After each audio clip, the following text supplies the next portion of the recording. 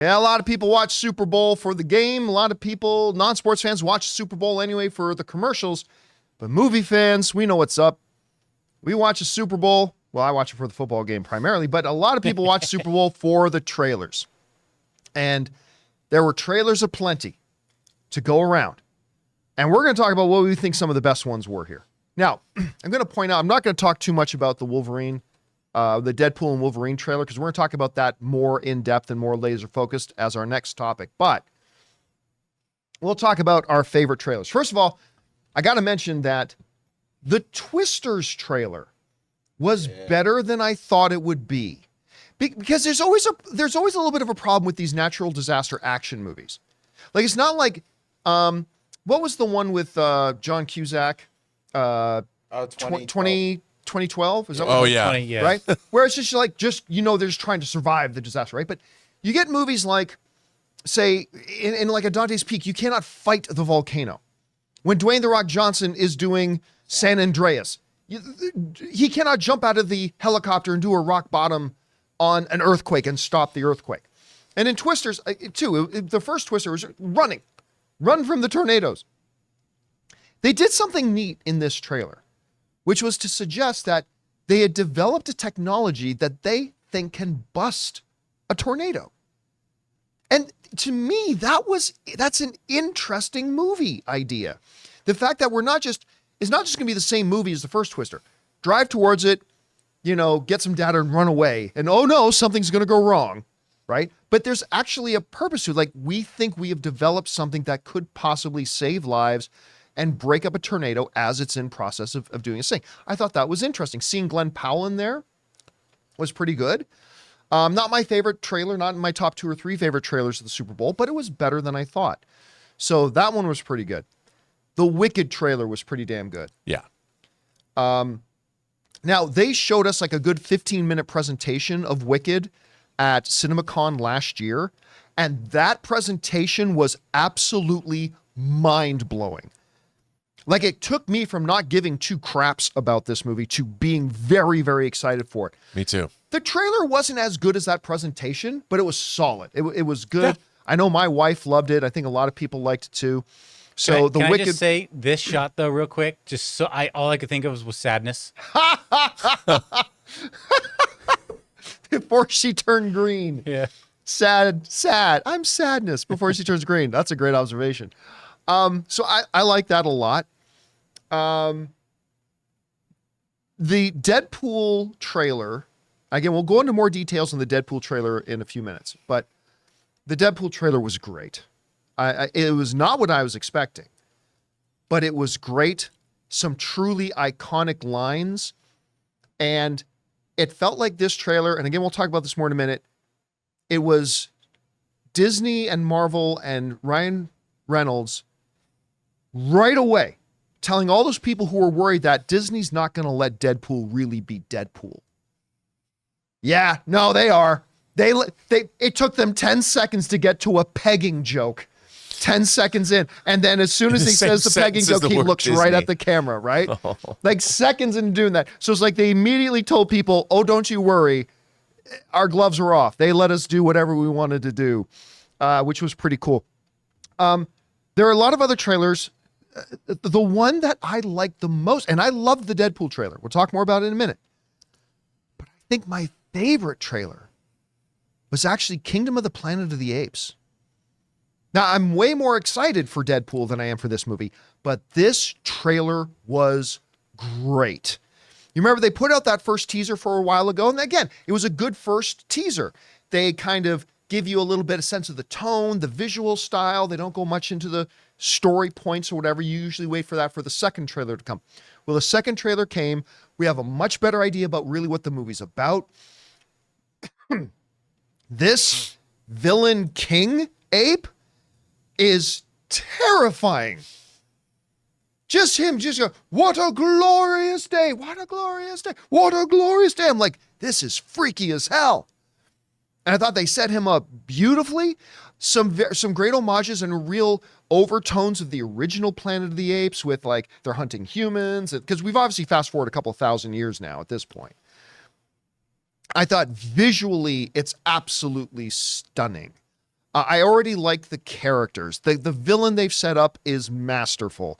I absolutely, again, not my most anticipated movie, but I honestly think, taking my good Canadian kid bias with Ryan Reynolds out of the equation, I actually think this was the best trailer that they played at it. Guys, we want to take a second to thank a sponsor of today's video, Fume. Have you ever tried to break a bad habit and felt like you're climbing uphill? Yeah, we've been there too. But here's a breath of fresh air. Fume. It's not about giving up, it's about switching up. Fume takes your habit and simply makes it better, healthier, and a whole lot more enjoyable. Fume is an innovative, award-winning flavored air device that does just that. Instead of vapor, Fume uses flavored air. Instead of electronics, Fume is completely natural. And instead of harmful chemicals, Fume uses delicious flavors. You get it. Instead of bad, Fume is good. It's a habit you're free to enjoy and make replacing your bad habit easy. Your Fume comes with an adjustable airflow dial and is designed with movable parts and magnets for fidgeting, giving your fingers a lot to do, which is helpful for de-stressing and anxiety while breaking your habit. I'll be honest with you guys, I was a little uncertain about it until my package arrived and I tried it. I couldn't believe how perfectly balanced it is, how fun it is to have in your hands, and how great the actual flavor was. Plus, Fume just released a magnetic stand for your Fume, so there's no more losing it around the house. So start the year off right with the good habit by going to tryfume.com/Campea and getting the journey pack today. Fume is giving listeners of the show 10% off when they use my code Campea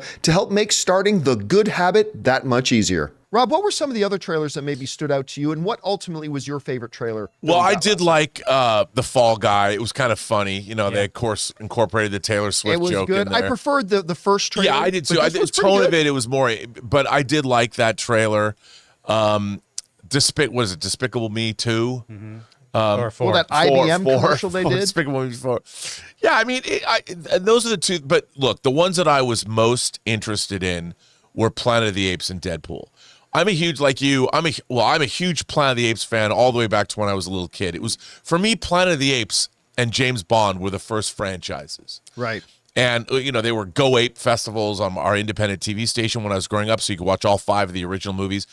And I have to say, the original of this new series, Rise of the Planet of the Apes, I was so dubious going in, and I loved it. The James Franco, the orangutan meeting, I loved it. I thought it was so good. And while War of the Planet of the Apes was good, but it wasn't great, they still incredibly solid trilogy. I went into this because I love the teaser, but at the beginning when you hear the ape voiceover talking about humans could fly through the sky like birds. They could cross oceans. I'm like, okay.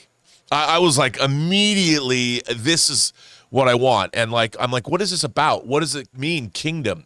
Truly with a king. You know, and the idea that, and when he says, we will go to conquer, or whatever it was he was saying. And, you know, like we were pointing out this morning, we were talking before we went on the air. I'm like, and they even have a hot chick like Nova, you know, from the original Planet of the Apes. And the whole thing, it just, I look at this and I'm like, I can't believe we're getting the 10th Planet of the Apes film. And I'm very, very excited for this. It goes all the way back to my childhood. And what's funny is, other than the Tim Burton movie, which I was not a big fan of, this is the 4th in a series that has always delivered for me.